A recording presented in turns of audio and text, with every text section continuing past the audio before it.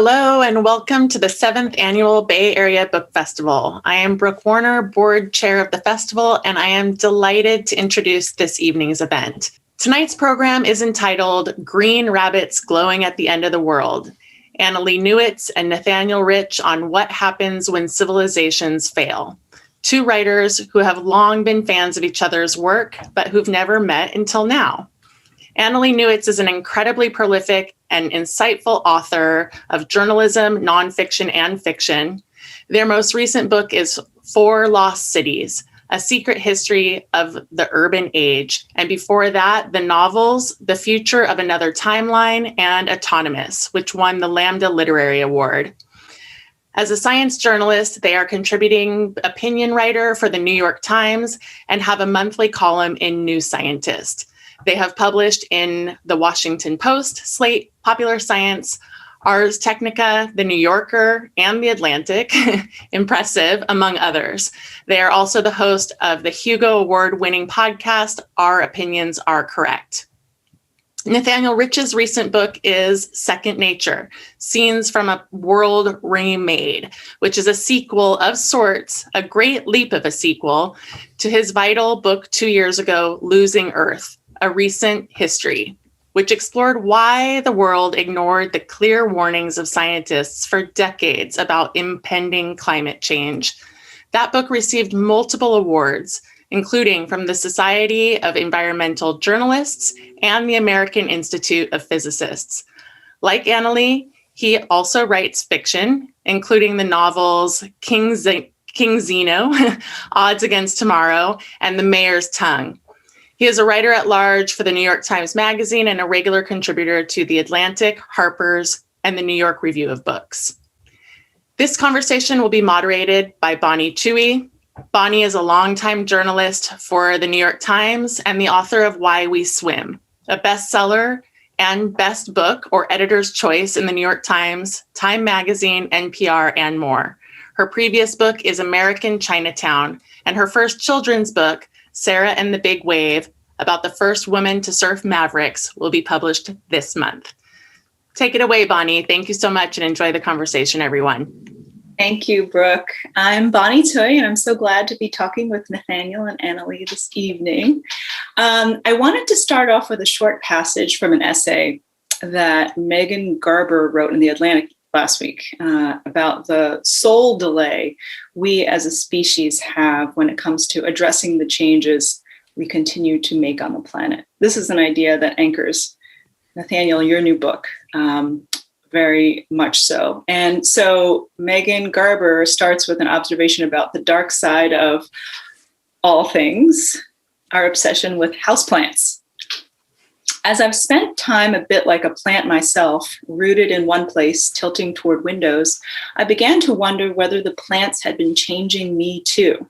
Maybe tending to them in a time of helpless loss has been a way of making sense of grief.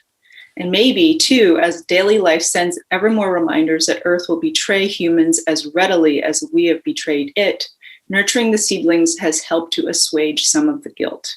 Outside, fires raged and seas rose and viruses attacked. Inside, not knowing what else to do, I kept watering all the plants. I found this paragraph incredibly arresting, in this contrast of the banal with these much bigger existential preoccupations. And Nathaniel, again, soul delay is this bigger idea that anchors your book. You also describe it as nature delay in this current moment. And you write about how we have to apply our considerable imaginations to this planet-level ecological crisis. And I've been thinking a lot about this and a lot about how both you and Annalee are novelists, as well as acclaimed science journalists. And I feel that this is something that I really wanted to ask you, and I know that our viewers will want to know this too. Fiction, of course, is a way to play things out, whether they're good or bad.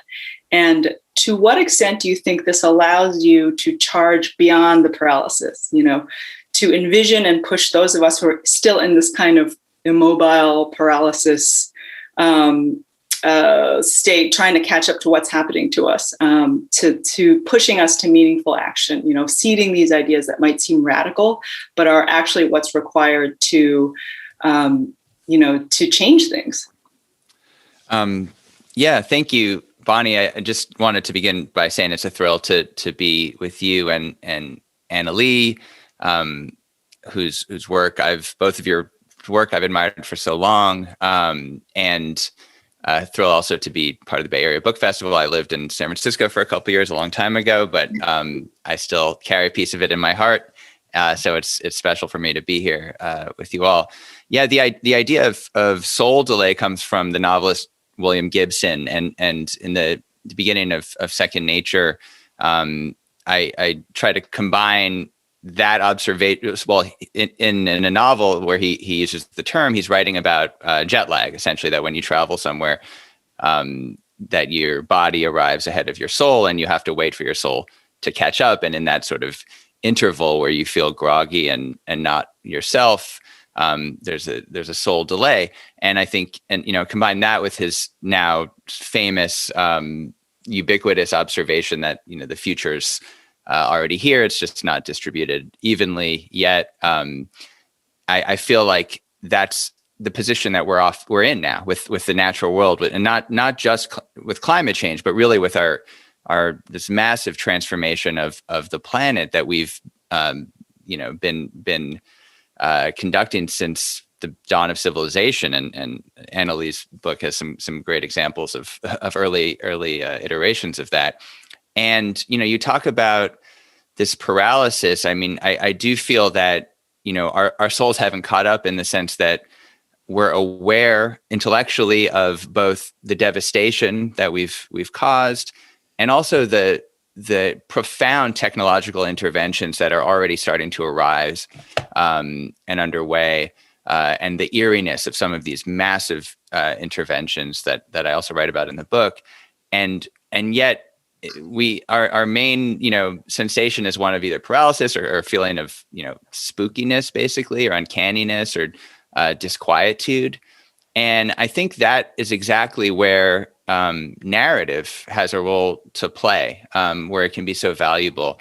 And I would broaden it from fiction to narrative more generally, nonfiction as well.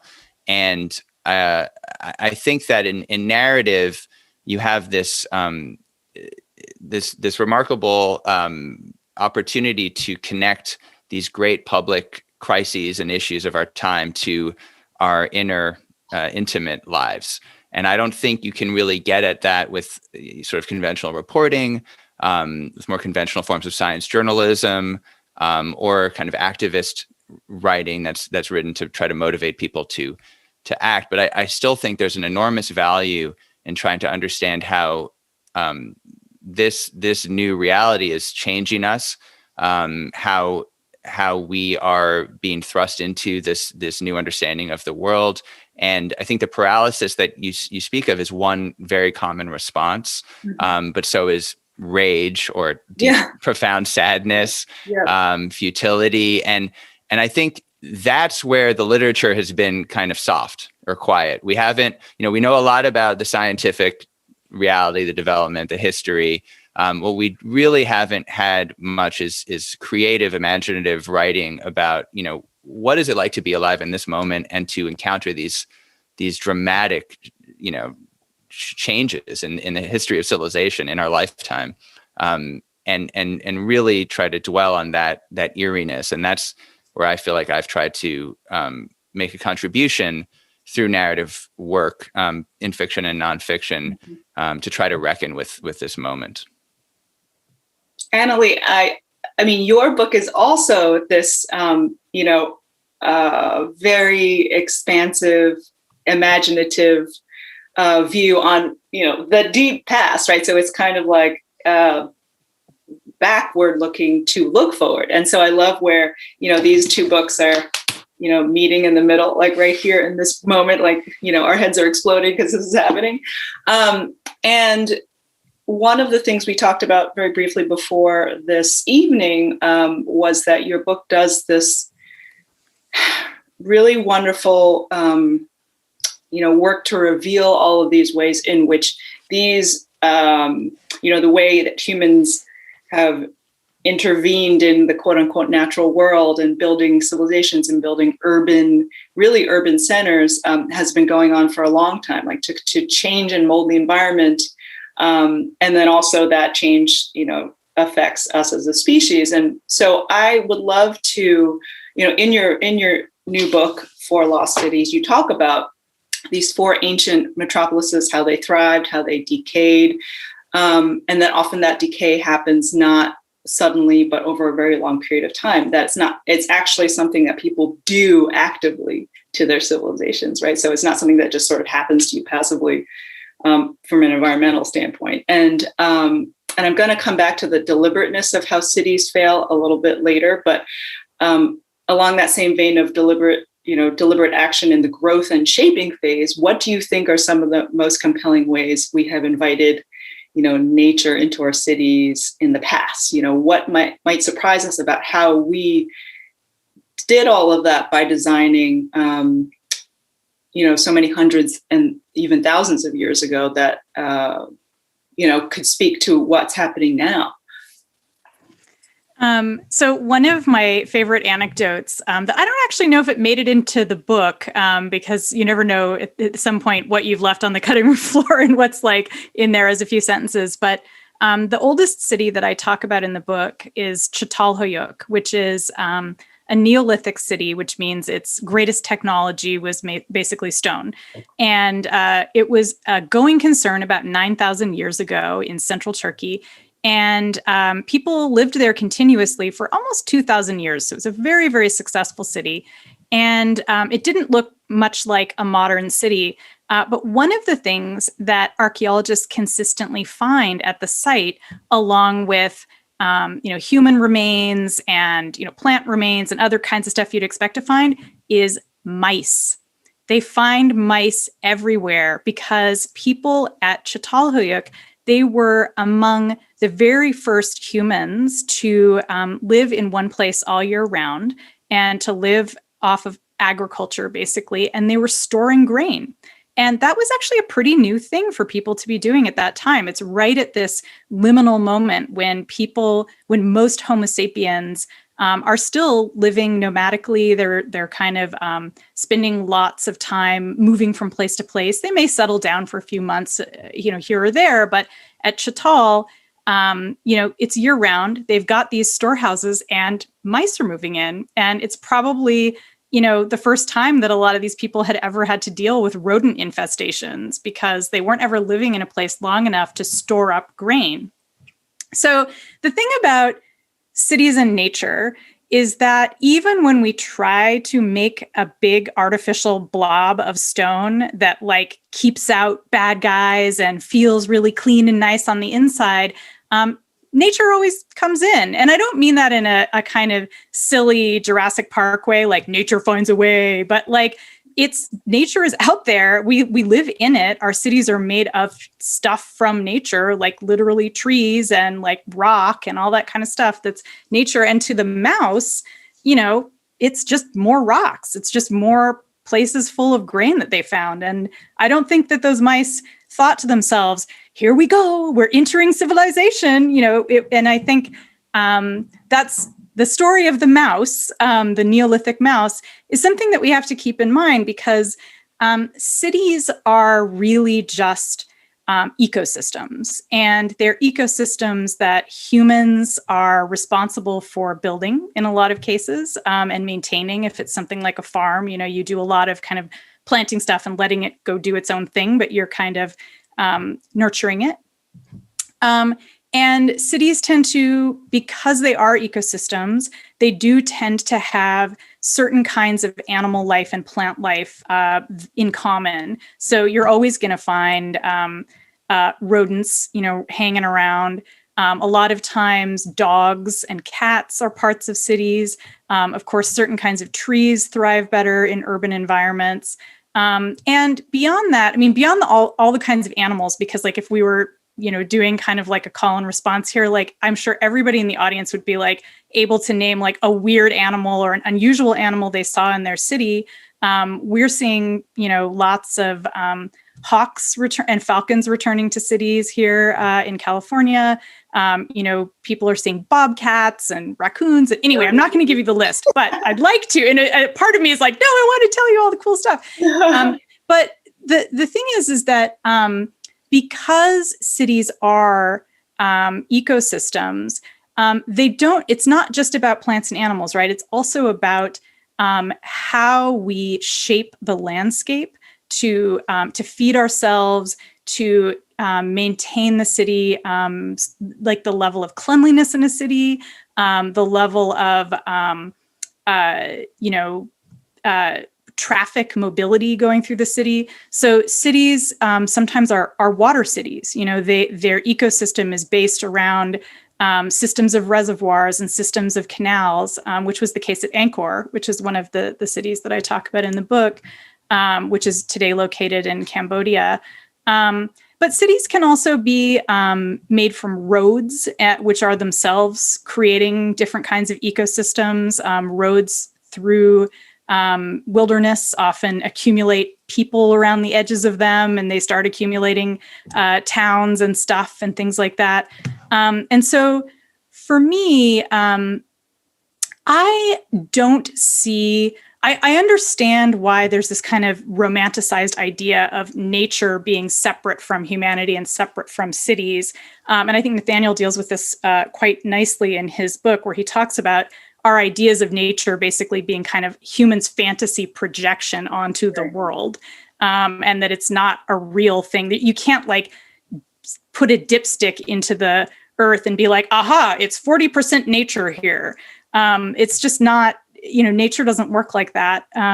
Everything on the planet is nature. Some of nature is toxic, and some of it is stuff that humans have created and is now destroying ecosystems. But it's all kind of nature. And so cities are, in a sense, they are an expression of collective human nature. And that is why it is so fascinating to compare different cities and the histories of cities, because it is a kind of physical record of our changing relationships with each other and the environment. I love that phrase, collective human nature, that a city is an expression of that. I feel that, Nathaniel, in Second Nature, you actually talk a lot about that, right? The idea that the separation was never what we thought we understood it to be, and the romantic idea of those, that it was either civilization or nature being triumphant in the end, and the idea like that wasn't really, that was kind of created by us, and to try to understand and tame nature. And what we understand is that when we tame it, the ultimate civilization, the triumph of civilization is that we've sort of like crushed and manipulated nature, but it is still the expression of humanity, like in the world. So I wonder if you could talk about that a little bit and riff. Yeah, I mean, I think the insight that human beings are part of the natural world marks the creation of the environmental movement, of the conservation movement. I mean, it's an idea that's first put forth in this context in the 19th century by Alexander von Humboldt and his acolytes like Ernst Haeckel, who coins the term ecology.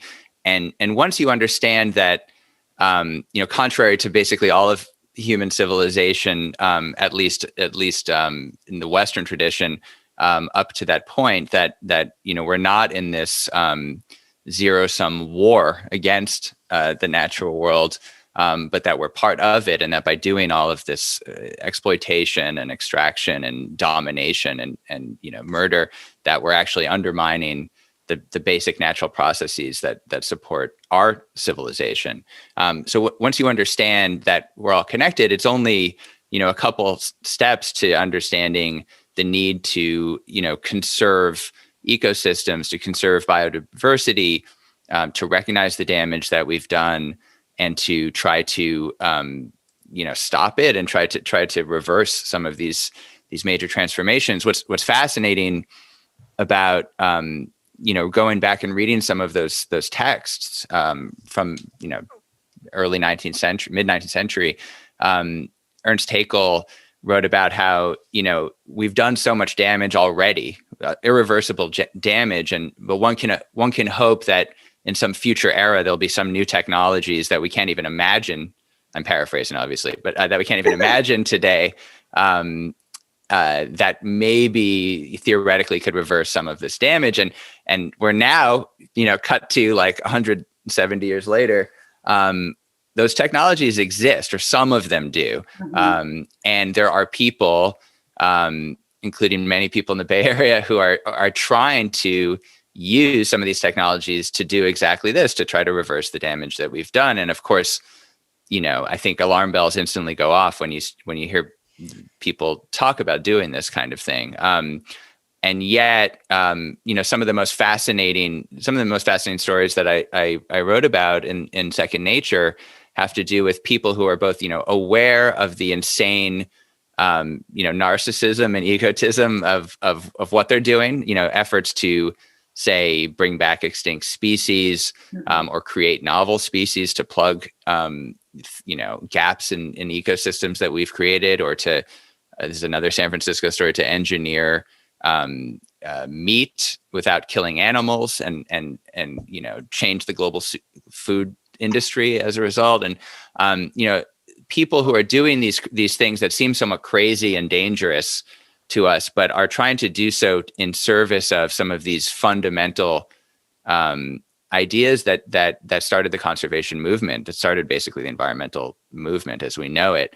The marriage of both like the futuristic technology and this relatively, fairly old-fashioned ideas about conservation really fascinate me, because I feel like in that tension, first of all, you get a lot of great stories, but you also it really speaks to this larger tension that I think where we find ourselves in, where we know that we've done so much wrong at such a gargantuan scale that it's almost impossible to understand, and yet and that the amount of work that we need to do is equally on the same magnitude, and yet we also feel great trepidation about actually doing some of these projects.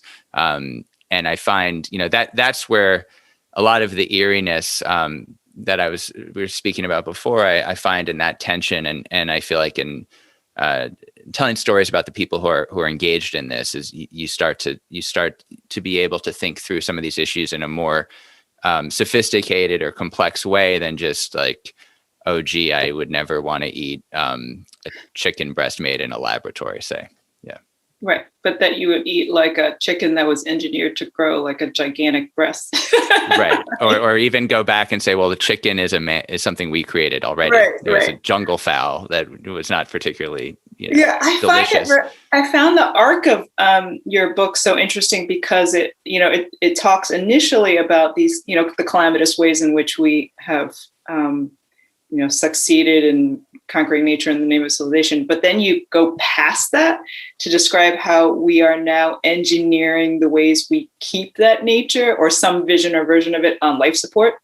But also like going past that to create this new kind of nature, a new reality, right? And so the optimism, and in fact, I want to talk about optimism because I think I went into reading both of your books not expecting like a hopeful finish, and both of them do end with these like I think optimistic,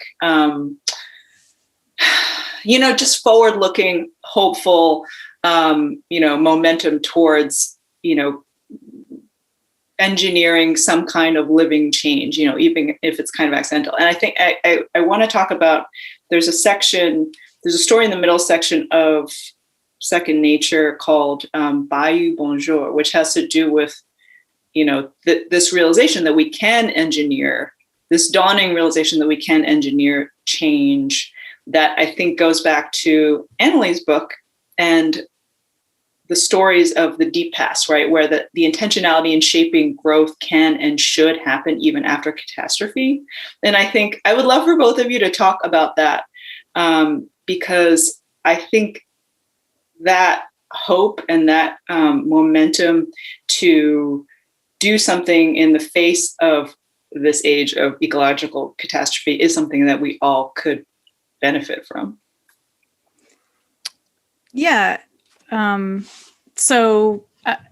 was also struck by, there's a kind of a dialogue in our two books where Nathaniel is talking about the destruction of New Orleans after Katrina, and sort of how the city and the people in the city are trying to revitalize it. And in my book, I have a whole section about Angkor, which was the capital of the Khmer Empire about 1,000 years ago, was when it was a going concern. But the city was quite a great city for about 700 years. It was highly successful, one of the biggest cities in the world at the time, certainly dwarfing any European medieval city. And the secret of Angkor's success, among other things, was fantastic water engineering. And this was a tropical city that exists at the nexus of two monsoon systems. So it gets really wet seasons and really dry seasons. It's the kind of environment that it's really hard to imagine a mega city would exist in, but there were about 900,000 people living there at its peak, at its most populous. So it's just this massive, sprawling city, and it was able to exist at that size because of this incredible network of canals and reservoirs. Some of the reservoirs are like 8 kilometers long. They're just massive infrastructure projects. And as the city grew older and its power structure became more unstable, its management of labor became more punitive and unstable. And one of the first casualties was the water infrastructure, and the city flooded catastrophically multiple times. And it went through a period of floods and droughts, which just wrecked the water infrastructure, and it was not repaired. The leaders of the city wound up leaving instead of staying to basically fund the repair of this infrastructure. And they went down to Phnom Penh, and that's where they still are today.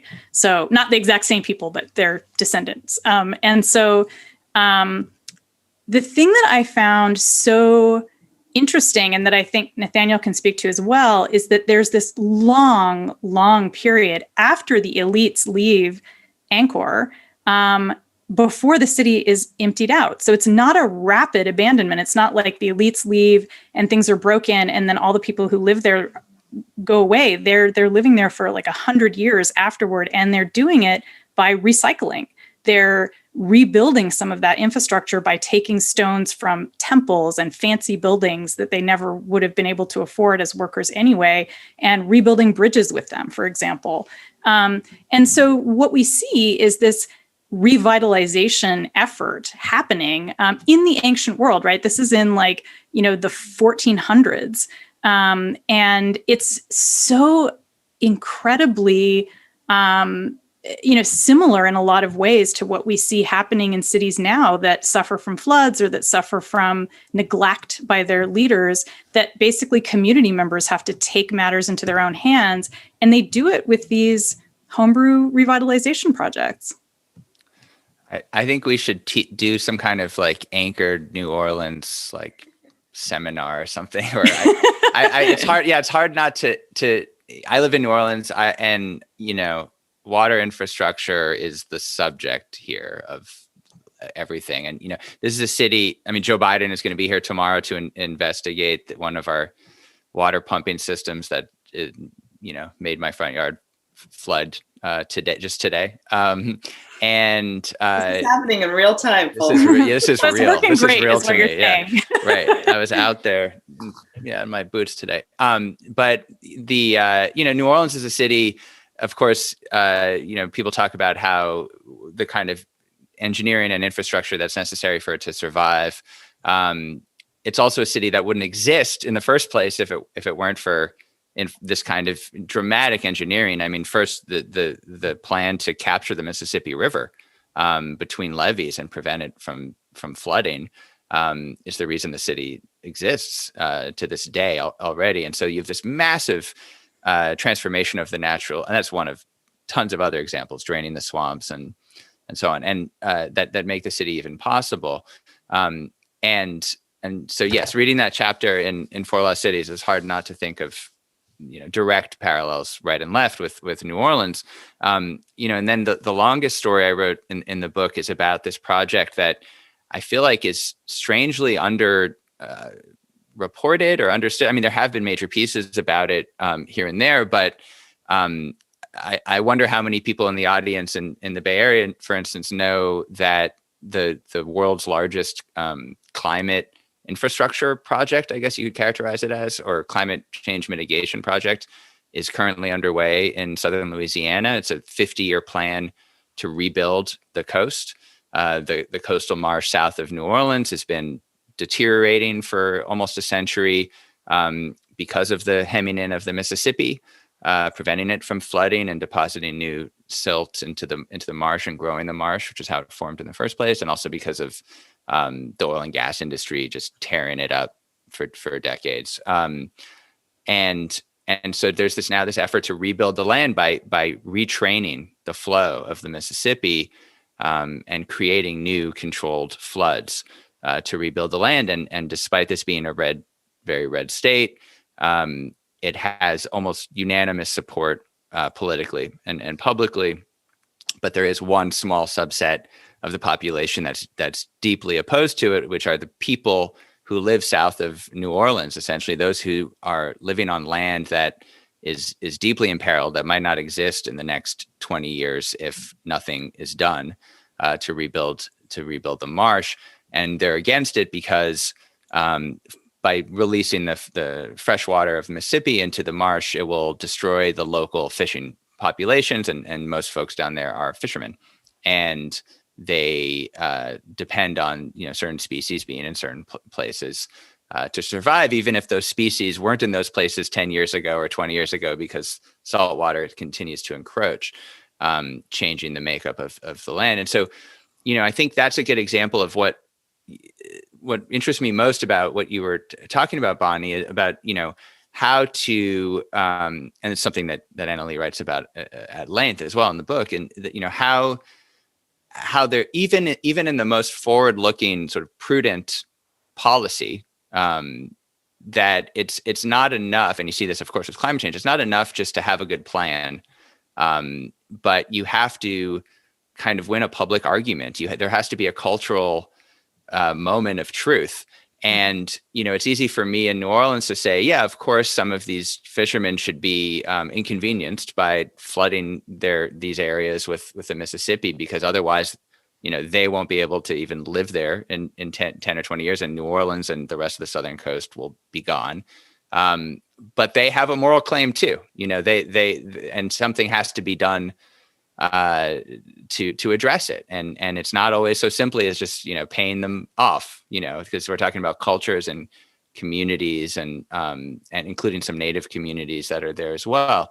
So it starts to become, as Annalee writes about, it becomes a human story more than anything else. And it's when you try to kind of bulldoze past these moral issues, it ultimately, I think, costs you in the long run. And I feel like with so many of these changes that we're now up against and decisions we have to make, we haven't really begun having that kind of moral conversation yet about how to deal with those who will be made to suffer even by the most prudent, correct policy. And because we've been mired in sort of just this conversation about things like, is climate change real or not, we haven't gotten to these next order conversations, right, except for really in books, I guess, to this point. I think that the hand-wringing over, or the public hand-wringing at least, of whether it's happening or not happening, or human cause or not human cause, like, you still have to deal with the things that are happening, like tangibly, right? So to your point, it's like, the fishermen, it's the,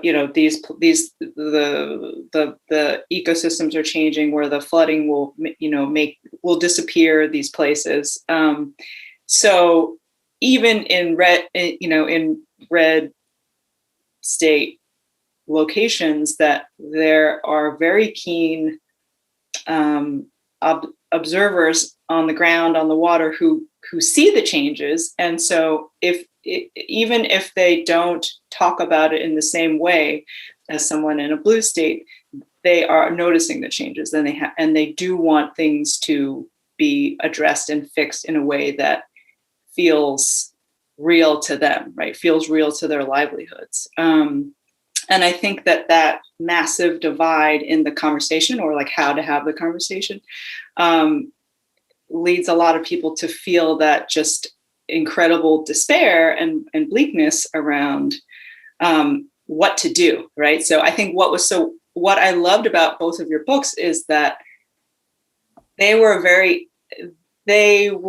focused on the action. They were focused on the people. They were focused on the things that were happening. And I feel like that specificity, or that, the characters, and maybe it's the whole character, narrative that you were talking about earlier, Nathaniel, about like, this is what our like puny human brains can handle. It's the story of the small town. It's the, my neighbor. It's that my family goes back this many generations, and this is what we've been noticing, and so I think then this gulf, this sort of like existential, stress that we all feel about how will we bridge that divide. I think that it has to be addressed. I wanted to ask you today about when you feel, how do you keep optimistic? How do you balance it yourself and have some sense of the hopeful futures? I do feel that in your writing, which is so active, which is so specific, which is so nuanced, which is so, case study based, that I want to know how you feel as writers, as science journalists, of course, but also as humans on this planet. And maybe Annalee can start with that one. This is a big selfish question, basically. I'm asking on behalf of all of us watching. What do you do when you feel, that darkness, I guess? Yeah, I mean, I wrote a book about ancient history partly as a way to answer that question, because one of the things that I find helps get me out of that kind of existential despair is realizing that our ancestors also faced that kind of existential despair, and that they dealt with cultural upheavals and environmental adversities that, are totally equivalent to what we're dealing with now. And that really is comforting, by the way. I find it comforting because they survived. Yeah. We're here because of them. They did it in style. There's all kinds of evidence that that in the face of hardship, that people came together and that they worked collectively to rescue their cities, to if they had to leave their cities, to go together and form new kinds of communities. So one of the things that I find really hopeful about, for example, I was talking about Angkor, and I think it is very hopeful that the people there were able to continue living in this city that had kind of been abandoned by their politicians. And then one of the other cities I look at, Cahokia, since we were just talking about the Mississippi, this is kind of the greatest city in the indigenous culture that we call the Mississippian culture now, which was, really rocking in like the 900s and the 1000s and 1100s. And this was an indigenous culture that kind of existed all up and down the Mississippi. Cahokia is located across from St. Louis in southern Illinois, across the Mississippi from St. Louis. And it's this massive mound city. It's full of these. I feel like very few people seem to know about it, even people who live in Illinois. But it's got this massive central pyramid that has a footprint about the size of the pyramid at Giza, the Great Pyramid at Giza. So it's quite strikingly large. And it's made of packed earth. So it's not stone. People have actually had to pound it together to make this incredible structure. And there've been a lot of questions about why people left the city. It had been abandoned long before Europeans came there. When some Europeans stumbled across it about 300 years ago, there was a tribe there called the Cahokia. So they named the place Cahokia, but those were not the people who built it. And what's interesting is there's been this debate back and forth among archaeologists and amateur historians and anyone who's interested about whether the people there wrecked it with over farming and abuse of the land, like the kinds of things that we imagine we are doing to wreck our world, which in fact we are. It's not like we're imagining it. We're actually doing that. So when we think about the past, we're like, oh, obviously they fucked up in the same way that we are, right? And it turns out that, there's been, repeated efforts to demonstrate that this is true. People have taken soil samples and they've done soil coring, and they've tried to find evidence that, one scholar claimed for a while that people were they'd poured so much poop into the river that it was flowing into the city and causing disease. Well, it is true that they were pooping in the river, but that did not actually destroy them. It turns out that it really appears that there was a culture at Cahokia that embraced the idea that cities have a lifespan, in the same way that any creature, any life form eventually dies, and that perhaps the city had not been built to last. And I think about that all the time, the idea that people might build something really incredible with the idea that it would just be temporary, and that we wouldn't lay claim to the land and jam our metal feet deep into the ground and pour all of our chemicals into the ground and make it just this totally artificial, creepy giant robot place. I like giant robots, but these are creepy giant robots that I don't like. And I think that this feeling that I get from it is this idea that there is another way to approach how we build. And that's to think of ourselves as living lightly on the land, and that, we can build things that last, but not in a negative way, that last by just kind of eventually eroding back into the landscape and leaving traces behind. And, certainly the people who built Cahokia are not the only people in history to have that idea. And, there's a lot of different cultural movements around that notion that, that we can build temporary structures and not leave wreckage behind. And so that makes me hopeful. I think and then you can use those kinds of narratives to think about the future and to think about how we might try to reframe our politics and reframe our land policies. And the fact that it's based in a historical story that really happened gives that a lot of weight. It gives us the ability to say, you know what, people did this before. It's not impossible. We can change. We were different in the past. We can be different in the future. We're not stuck in the evil giant robot future that I keep imagining. They keep evoking for some reason. So I think that's definitely part of it, is keeping perspective, with a really broad temporal horizon. Yeah, I think that's such a wonderful way to think about it. I want to give Nathaniel a chance to tackle that question. But first, I do want to invite people, because we do want to give the audience a chance to ask questions. I know that there are probably a lot of questions out there. And Brooke is going to voice those questions, I think. Brooke, are you there? Yes, I am here. Questions are starting to come in. And Bonnie, if you want to pepper some of your final ones with the audience questions, would you like me to ask one now?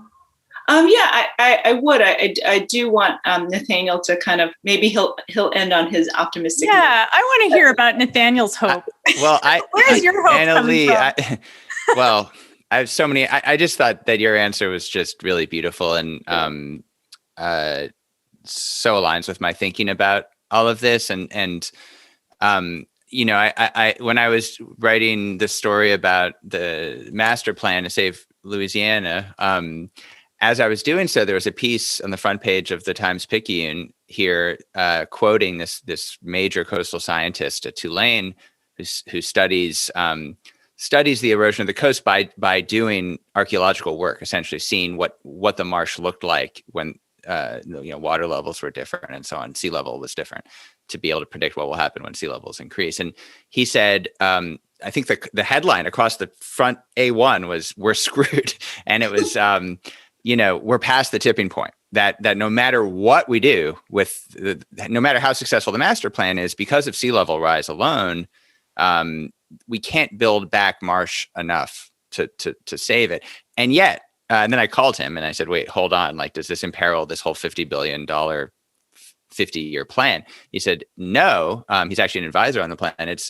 It's the idea is simply we need to buy more time because it's not ineffective to build the marsh. But it will buy us a few decades. And in that time, we can do a lot and people can move and we can reimagine what these cities will look like. He said New Orleans, and you write about this. New Orleans mentioned this briefly in your book, Annalee, but New Orleans might exist as an island city, in the middle of the Gulf of Mexico.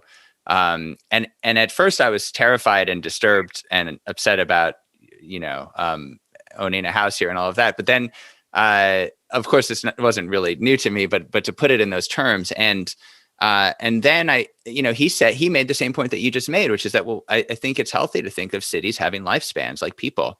And the truth is, New Orleans has been that way from the beginning. It's always been a city that people who lived here didn't think was going to last. I mean, at first it burned down every 5 or 10 years. And then there were, hurricanes and every plague that's hit the continent and, has just come here, including COVID, I should add.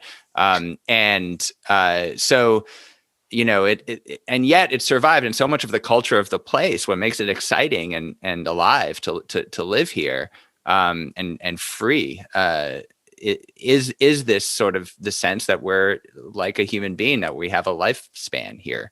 And so I think that's actually, that did fill me with, I don't know if optimism is exactly the right word. And I generally sort of avoid this sort of optimism, pessimism, dichotomy, which I feel like comes out of the environmental activists sort of marketing meetings of how do we convince people to, join our cause. Do we scare them or do we inspire hope and all of that? It feels like a sort of infantilization.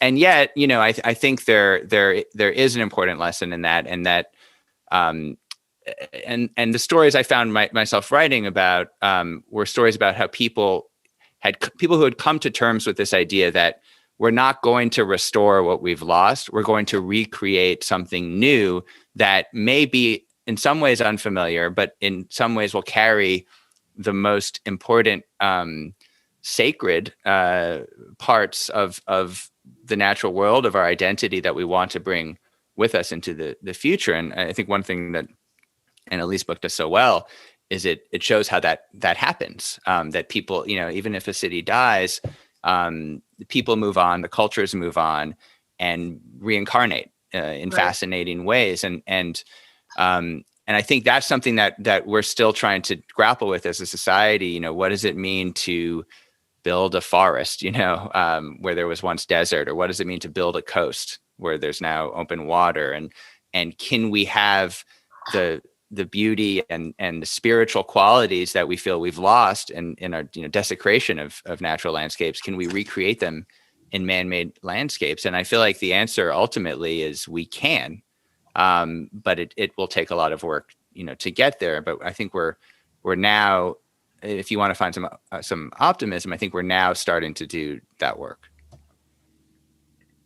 Thank you. Brooke, do you want to chime in here now with the audience questions? Yeah, thank you. We have quite a few questions, so that's great. And I actually, this one kind of stems off of what you were just talking about, Nathaniel. The new generation is coming of age, of course, in an unparalleled crisis, and they're the first ones, right, who have this sort of pressing sense of their future being determined. And I guess I'm wondering if, because of that, the millennials and those younger, the Gen Ys, do you see them as necessarily tackling this problem differently or better?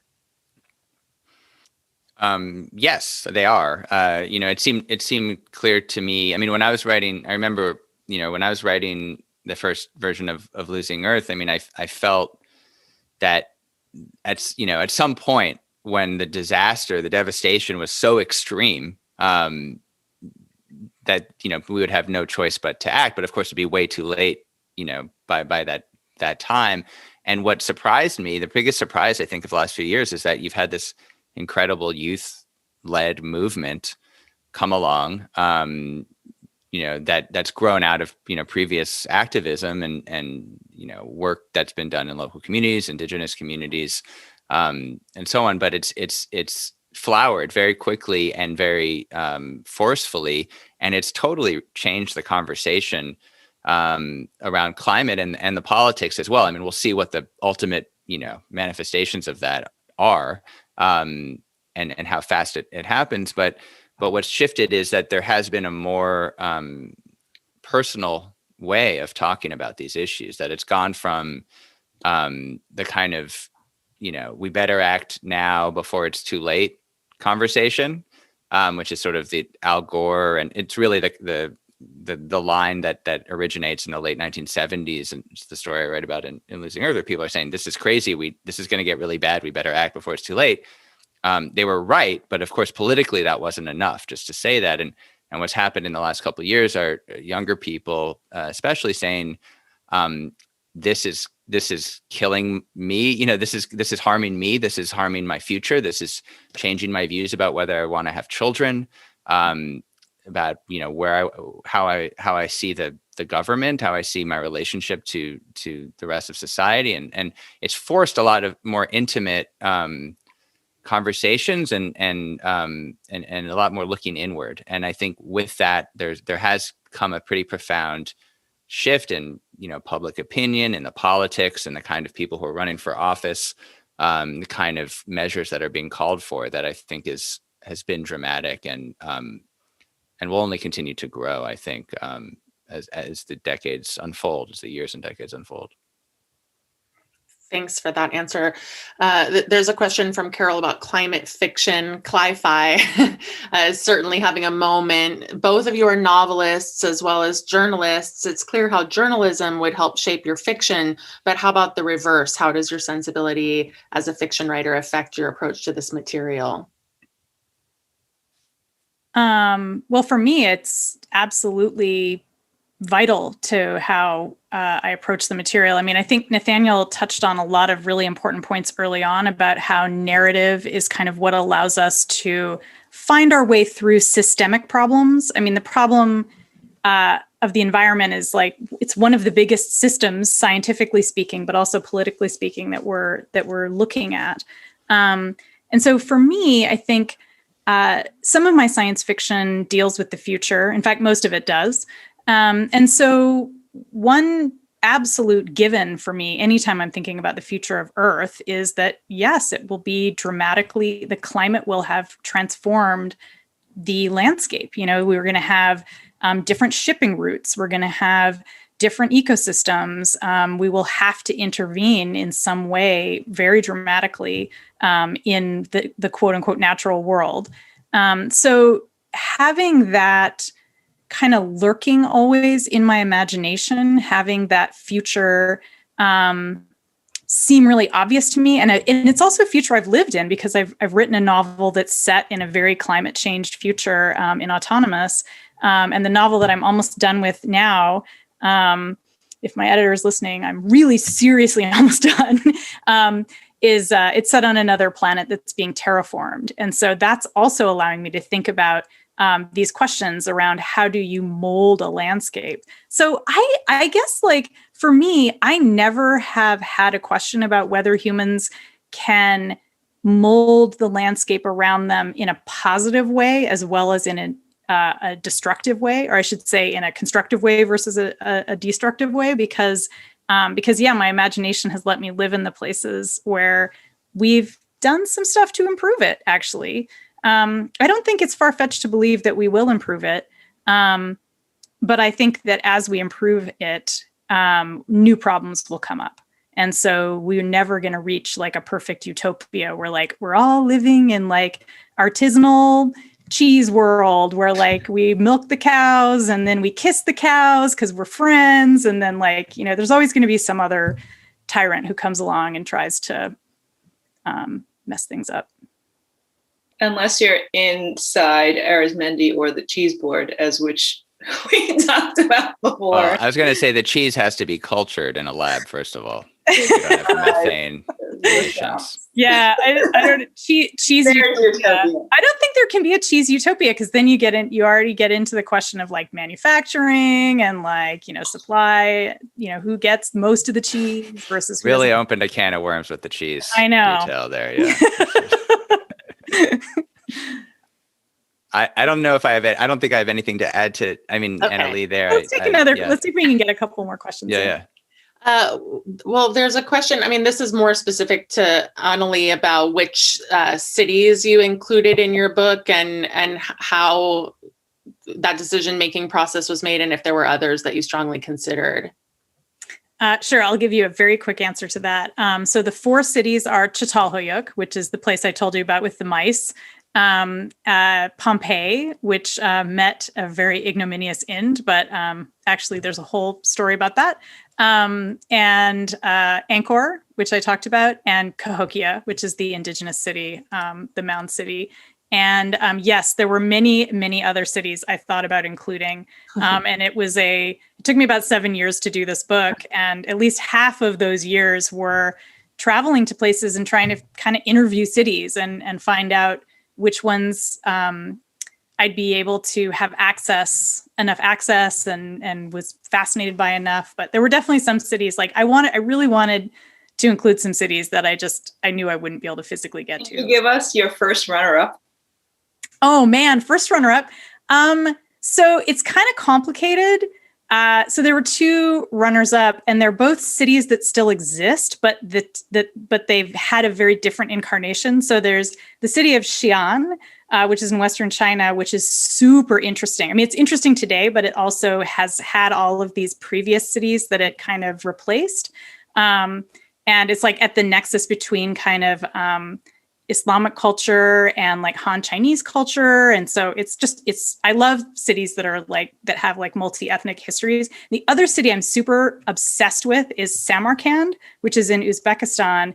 And it used to be like one of the biggest trade centers on the Silk Road, on the Northern Silk Road. And it had this ethnic group that was like at the center of its commercial success called the Sogdians, who were completely wiped out in like the 700s or the 800s, or they assimilated. I mean, they weren't all wiped out. But anyway, I love the Sogdians. I wanted to hang out with the Sogdians. So yeah, I'll maybe book 2, What Happened to the Sogdians. Volume 2, I'd buy that. So maybe we can end on, I mean, it seems always appropriate to end on a note of optimism, but you all covered that very well. And Nathaniel sort of objected to the duality there, which I agree with. And there's been 2 questions about grief. So I thought, this question is like, is grief useful to solve the problems? And, maybe the answer is yes, maybe it's no, but what else? Like what are the primary sort of human motivations that you both think will work towards solving these problems? Should I start? Yeah, start. Sorry. I think you can use whatever you can use, right? And for me, I think grief is motivating for a lot of people, as is fear, as is hope, as is a number of other things, but ambition. But for me, I felt that the stories I was writing about, what drew me to them originally was not any sense of an environmental theme, actually. I was driven by a sense of the uncanny, a sense of being unsettled.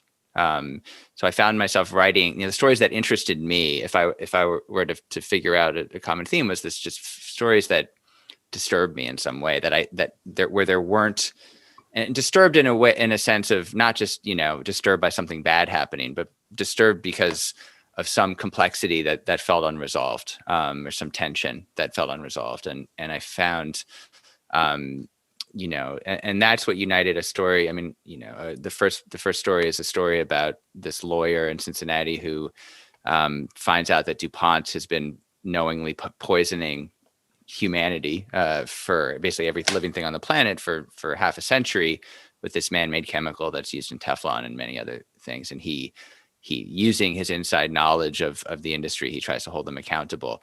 And so a story like that, and then, a story about an artist whose artwork is this glow in the dark rabbit that becomes this major art world scandal and ethical scandal.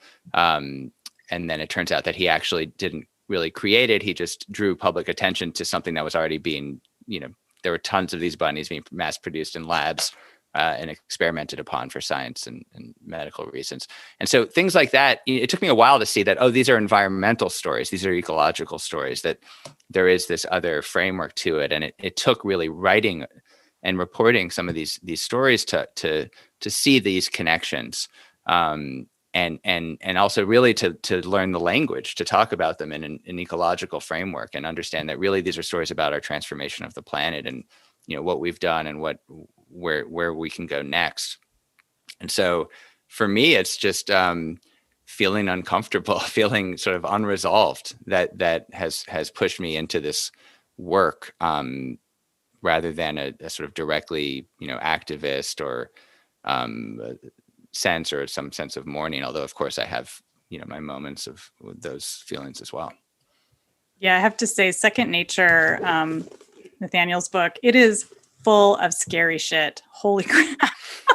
I was vividly scary shit too. It was very upsetting. I mean, for good reason, but there's parts of it where it really does feel like a horror story, especially because there's cute animals that are being harmed. When people are harmed, it doesn't feel as bad, but when there's really cute cows that are hurting, I don't know, made me very upset. Yeah. As it should, right? That's the whole point. And I think I would just end by saying that I think Nathaniel's right that there's no right emotion or right kind of psychological framework to bring to this. It's about, bringing what you have. For me, I've often said that I think that the smallest unit of resistance to a problem is friendship. And I think that friendship between people, connections between people, alliances between people, that's something that really motivates me, that feeling of collectively doing something together. That's why I'm so drawn to cities, because I think cities are these kinds of collective actions. I guess that's a kind of a way of saying I'm motivated by love, which, sounds about as cheesy as you can get, but it's true. I really love humans and also non-humans. I like being around them, and I want them to have a pretty nice place to live for the next, billion years until the sun gets so big that the earth is uninhabitable. So I'm very motivated by that, and by a passionate, nerdy sense of yes, we can fix this problem. And we're just going to obsessively together in love, focus dorkily on how we can change the system politically, and change the system using science and engineering. I'm feeling a lot of energy being beamed out from you. Yes, here is my nerd love energy. I think that is such a great place to end and land on. And what I've gathered from both of you, thank you so much for this wonderful conversation, is that I think we should just basically, say to reinvention, on a individual and collective level, because I think that's sort of what can activate us right now. So thank you so much, Nathaniel and Annalee, for this really honor of talking with you. Thank you. Thank you. I've been Thank admiring you so much, both Bonnie. of your work for so long, and it is really awesome to see with your faces and stuff. Next time in person, let's we'll nerd out together. Reinvention. Thanks so much. I'm Bonnie Tsui, and you've been watching the Bay Area Book Festival. Please welcome back Brooke, who will close the show. I think we're going to rename the show Green Rabbits and Nerd Love. Thank you to Annalee, Nathaniel, and Bonnie for such a great conversation.